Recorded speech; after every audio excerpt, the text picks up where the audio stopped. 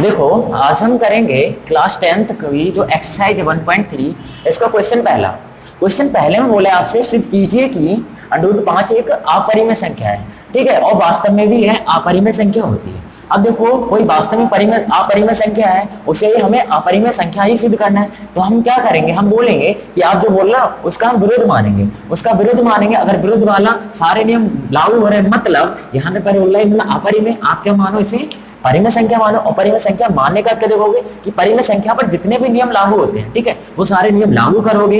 तो वो सारे नियम लागू करने के बाद आप देखोगे कि यहाँ पर अगर एक भी नियम लागू नहीं हो रहा है परिमेय संख्या वाला, तो आप बोलोगे कि आपने इसे परिमेय संख्या मान बैठा है, वास्तव में क्या है, परिमेय संख्या नहीं है। क्यों? क्योंकि यह परिमेय संख्या वाले रूल, ठीक है, लागू नहीं हो रहे हैं, इस पर परिमेय संख्या वाले रूल लागू नहीं हो रहे हैं। ठीक है, इसीलिए आप बोल सकते हो कि ये परिमेय संख्या नहीं है। जब परिमेय संख्या नहीं है, अब आपको ये भी पता होना चाहिए कोई संख्या या तो परिमेय हो सकती है या अपरिमेय हो सकती है। हमें पता है कि हमने यहाँ पे परिमेय संख्या माना था, और परिमेय संख्या वाला इसमें कोई एक रूल लागू अगर इस पर नहीं होगा, जब कोई एक रूल इस पर लागू नहीं होगा, तो हम बोलेंगे ये परिमेय संख्या नहीं है। परिमेय संख्या नहीं है तो बची क्या होगी आपकी अपरिमेय संख्या, क्योंकि हमें पता है संख्या दो प्रकार की हो सकती है, या तो परिमेय या अपरिमेय। ठीक है, तो देखो है क्या, इसे हम कुछ ऐसा ही करेंगे।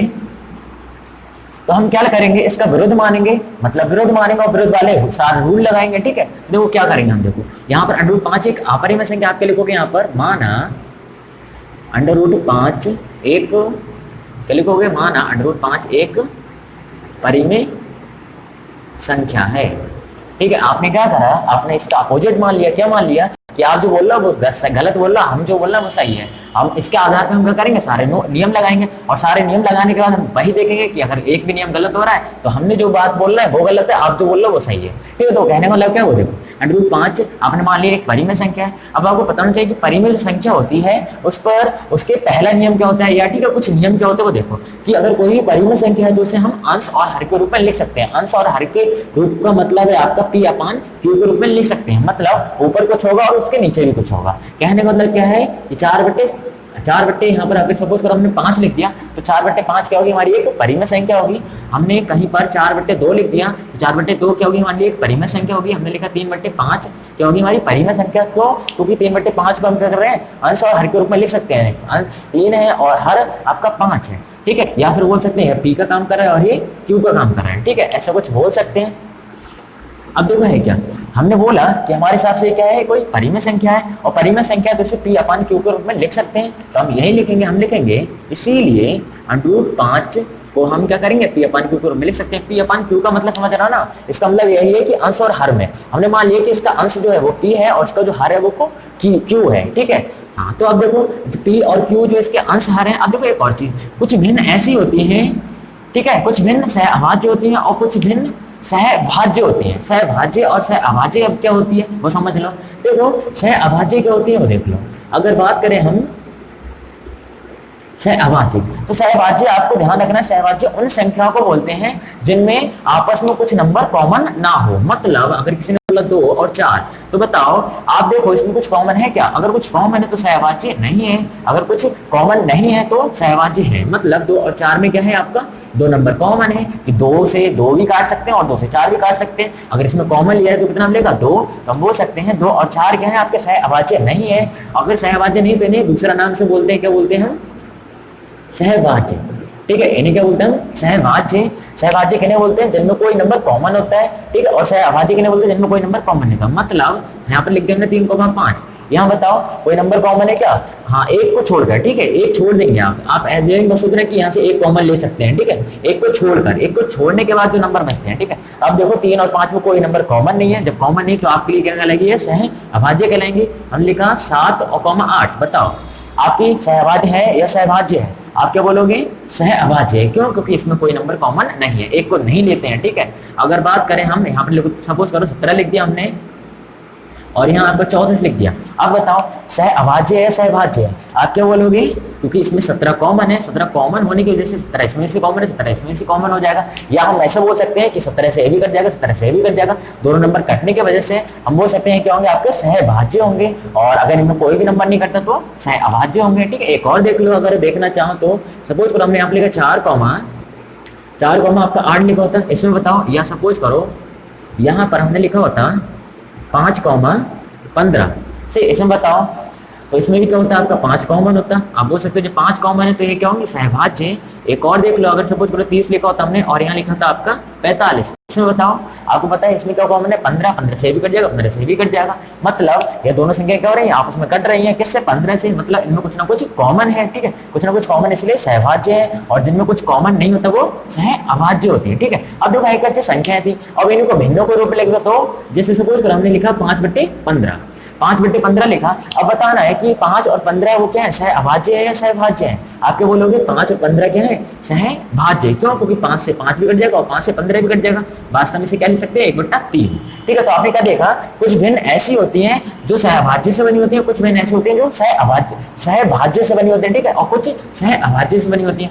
सह अभाज्य वाली क्या होती है, वो जैसी है वो वैसी रहती है। कहने का मतलब क्या है आपको पता है, लिखा 3/7, 3/7 जो है वो क्या है आपकी 3, मतलब 3 और 7 क्या है आपका सहअभाज्य है। सहअभाज्य को 3 और 7 में कोई नंबर कॉमन नहीं है। सही है, आपको पता है अब जब इसमें कोई नंबर कॉमन नहीं तो ये जैसी है वैसी रहेगी। मतलब सहअभाज्य भिन्न वाली भिन्न जैसी होती है वैसी रहती है, और सहभाज्य वाली समझ लो। अगर हमने यहाँ पे लिखा 10 और यहाँ लिख दिया 15, तो अब बताओ 10 और 15 के वास्तव में ऐसे लिखा जाता है? ठीक है, या इसे वास्तव में ऐसे लिखा रहने देंगे? नहीं रहने देंगे। क्यों? क्योंकि आपको पता है यहाँ पर हमें पता है 5 से 10 कट जाएगा और 5 से 15 कट जाएगा। तो हम बोल सकते हैं कि ये वास्तव में क्या है 2/3 है।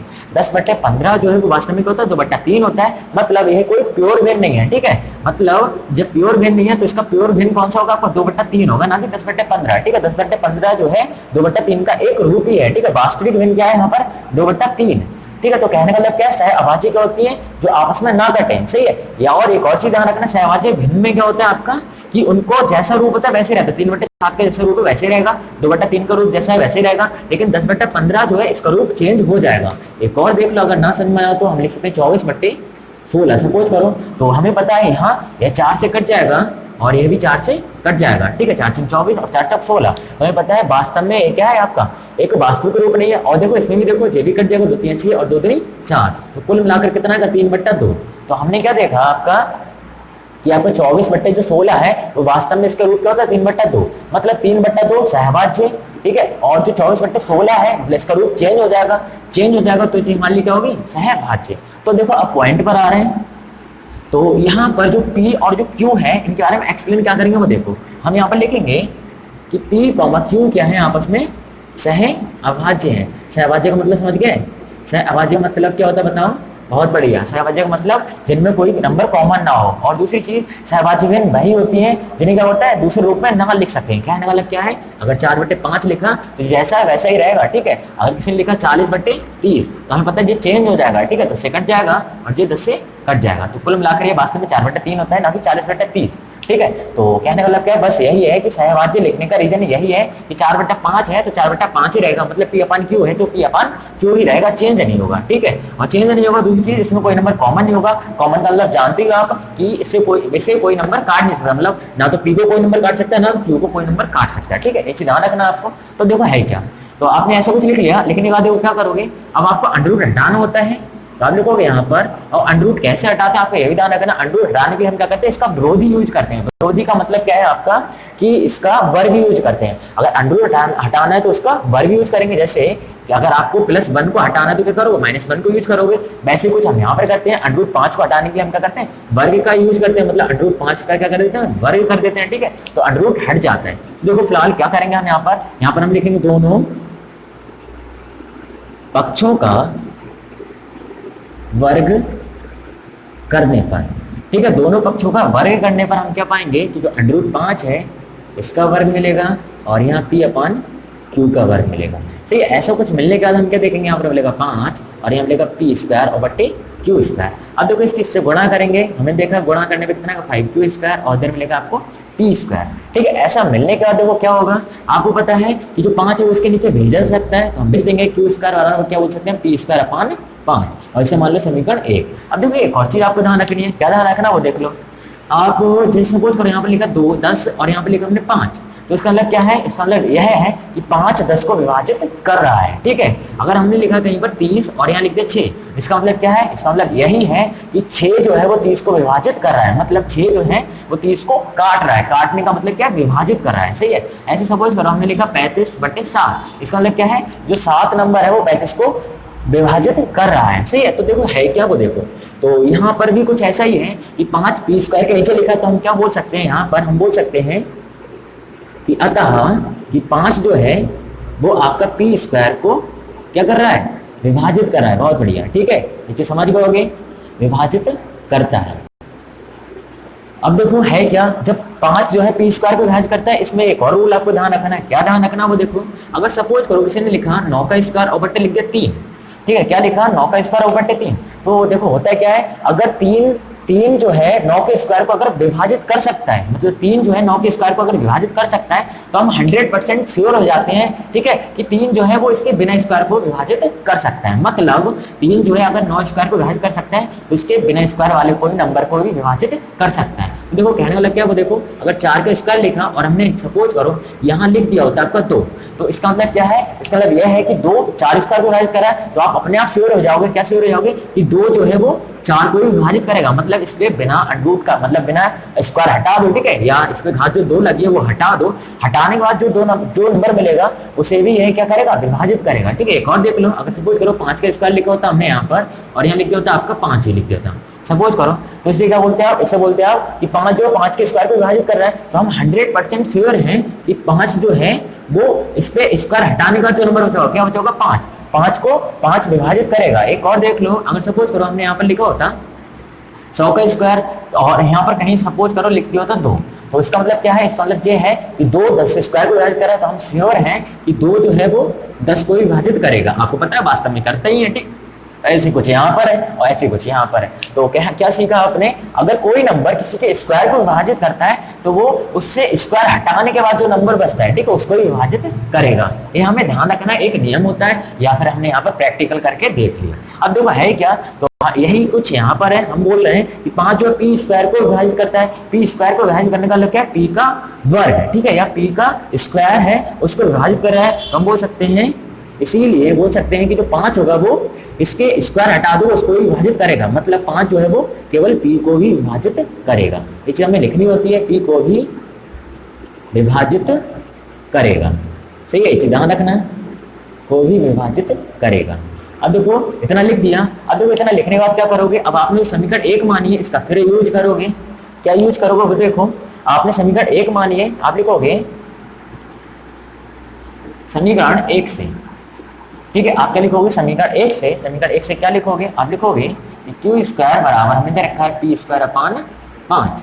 हाँ ठीक है, इतना लिखने के बाद देखो क्या करोगे, इतना लिखने के बाद आप देखोगे कि यहाँ पर जो पी लिखा है, पी का कुछ मान लोगे, कुछ भी अपनी तरफ से मान लेना, लेकिन मान ऐसा मानना जो 5 के पहाड़े में आता हो, 5 के पहाड़े में आता हो, या 5 की उससे गुणा मतलब भाग की जा सके। जैसे 5 की गुणा अगर 10 से करें तो 50, ठीक है, मतलब कोई ऐसा नंबर मानो, या 5 का कुछ यहाँ पर क्या करो, मल्टीपल मानो, मल्टीपल का मतलब है गुणज, ठीक है, या 5 की उससे गुणा करने पर, ठीक है, 5 की उससे गुणा होती हो, ठीक है, ऐसा बोल सकते हैं, गुणा करने पर प्राप्त होता हूँ। तो कहने वाला क्या, वो देखो, आप इतनी रामायण ना सुनो, तो उसके लिए क्या कर सकते हैं, हम डायरेक्ट बोल सकते हैं, यहाँ पर आप लिख लेना p बराबर क्या लिखोगे, यहाँ जो भी लिखा है वो लिखना, और यहाँ पर कुछ ही मान लो आपको कर सकते c d x y z कुछ भी, ठीक है, सिर्फ p और q को छोड़ के, क्यों, क्योंकि p और q हमारे सवाल में यूज हो चुके हैं, ठीक है, इनके अलावा जो नंबर बच रहे हैं, तो हमने मान लिया यहाँ पर c मान लिया, आप c मान लेना, हमने माना यदि p बराबर क्या हो 5c हो, अगर आपका p बराबर 5c हो, तो आपको बताओ क्या प्राप्त होगा, तो आपको कुछ नहीं प्राप्त होगा, आप बोलोगे कि p जो है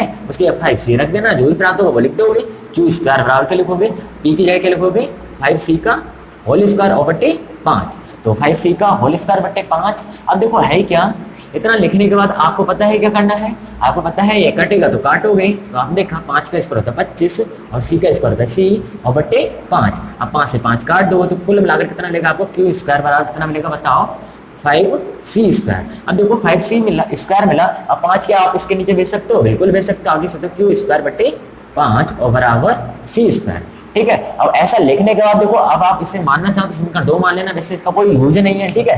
फिलहाल देखो है क्या, इससे हम इसको देखकर हम कुछ पहले वाली याद आ रही है, हमें क्या याद आ रही है कि हम पहले वाली समीकरण जो है उसमें कुछ इस तरह का कर चुके हैं, मतलब p स्क्वायर अपान 5 लिखा है, यहाँ पर q स्क्वायर अपान 5 लिखा है, p स्क्वायर अपान 5 लिखा है, तो हमने क्या बोला था, 5 जो p स्क्वायर को विभाजित कर रहा है, मतलब 5 जो है इसके ऊपर जो लिखा था उसे विभाजित कर रहा था, मतलब 5 p स्क्वायर को विभाजित कर रहा था, ठीक है।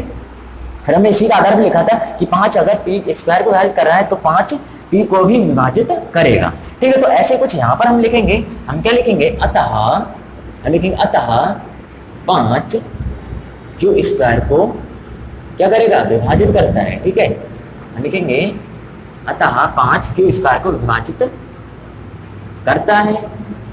अगर 5 क्यू स्क्वायर को विभाजित करता है तो हम 100% श्योर हैं, क्या श्योर हैं कि इसीलिए हम बोल सकते हैं 5 जो है वो केवल क्यू को भी विभाजित करेगा। ठीक है, क्या बोल सकते हैं, क्यू को ही विभाजित करेगा। ये चीज थोड़ी सी लिखनी होती है, जितना थ्योरी अच्छे करके लिख लोगे उतने अच्छा नंबर मिल जाते हैं। ठीक है, 5 क्यू को भी विभाजित करेगा। तो आपने ऐसा कुछ लिखने के बाद अब देखो है क्या, अब यहाँ से एक निष्कर्ष निकलेगा। निष्कर्ष क्या है वो देखो, अगर सपोज करो किसी ने लिखा होता 40 और बट्टे लिखा होता 20, ठीक है, इसका मतलब समझ लो, इसका मतलब यह है कि 40 बट्टे जो 20 है, कि आप बताओ कि ये सहअभाज्य है सहभाज्य है। आपने सीख चुके हो, बताओ ये सहभाज्य है या सहभाज्य है। तो आप बोलोगे कि यह क्या है, सहभाज्य। क्यों, क्योंकि हमें पता है कट रहे हैं। क्यों, क्योंकि हमें पता है 10 चौक 40 होता है और 10 दूनी 20 होता है। मतलब वास्तव में क्या होता है, 10 से कट जाते हैं, या फिर हम यहाँ पर क्या करें, डायरेक्ट 20 से काटते हैं, 20 से कम 20 और 20 दूनी 40। कहने का मतलब क्या है, 40 बट्टे 20 जो है वो वास्तव में 40 बट्टे 20 नहीं, वो कितना था आपका 2/1।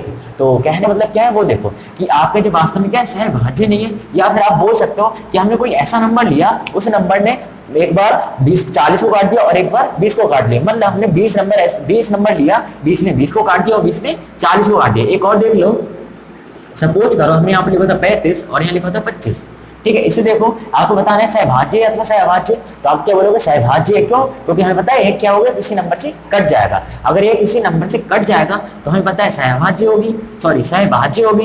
देखो सहभाज्य हो कैसे, आप बोल सकते हो या दूसरी भाषा में क्या बोल सकते हो कि कोई ऐसा नंबर लेंगे जो इसे भी काटेगा और जो इसे भी काटेगा। अगर काट रहा है दोनों को तो हम बोलेंगे कि वो नंबर क्या है, इन दोनों में उभयनिष्ठ है या कॉमन है। अगर वो नंबर इन दोनों में कॉमन है या उभयनिष्ठ है तो हमारे लिए बोल सकते हैं ये क्या होगा, हमारा सहभाज्य होगा। सही है, तो देखो कहने वाला क्या है, 7 5 25 होता है और 5 35 होता है। हमने क्या देखा, यहाँ पर जो 5 नंबर मिला वो 5 नंबर ऐसा था, 5 ने 35 को विभाजित कर दिया और 5 ने 25 को विभाजित कर दिया। हम क्या बोल सकते हैं, सहभाज्य की परिभाषा की मतलब कि सहभाज्य संख्या वो होती है जिनमें कोई नंबर कॉमन हो। ठीक है, अगर कोई नंबर कॉमन हो, या फिर हम बोल सकते हैं उस नंबर से हम दोनों को अलग अलग काट सकते हैं। ठीक है, तो 5 से 35 काट सकते हैं और 5 से 25 काट सकते हैं। ठीक है, ये चीज आपको ध्यान रखना, एक होती है आपकी सहभाज्य। हाँ, अब देखो है क्या, अब आ जाओ अपने सवाल पर। सवाल आपका क्या है, आपने ऊपर क्या माना था, ऊपर माना था सहअभाज्य। आप जानते हो सहअभाज्य क्या आती है, कि जिन्हें किसी नंबर से काटा ना जा सके। ठीक है, जैसे 3/7 जो है, हमें पता है 3/7 किसी नंबर से नहीं कट सकता,